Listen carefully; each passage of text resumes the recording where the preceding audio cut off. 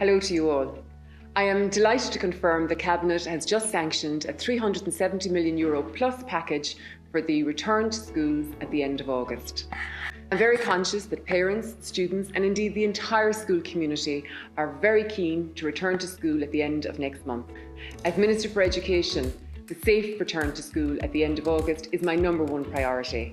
I am very keen that the reopening of schools should be done in a sustainable manner also. The financial package makes provision for 1,000 additional posts at second level, which includes the full restoration of guidance counselling services, 120 posts.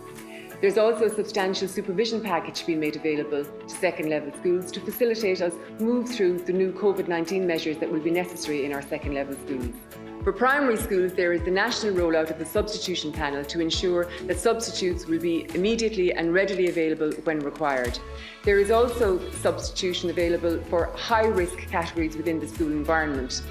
Equally so, there is a provision of extra cleaning measures, PPE, hand sanitizer and whatever is required within the school campus to ensure that it is safe and serves all of the school community.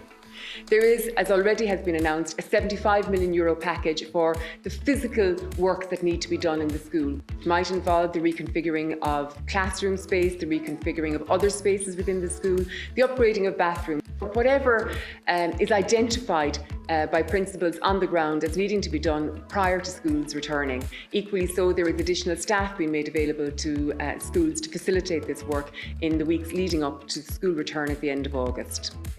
This package that has now been put in place will also include significant resources from a wellbeing point of view, and that's wellbeing to serve our students but also to serve the wider community.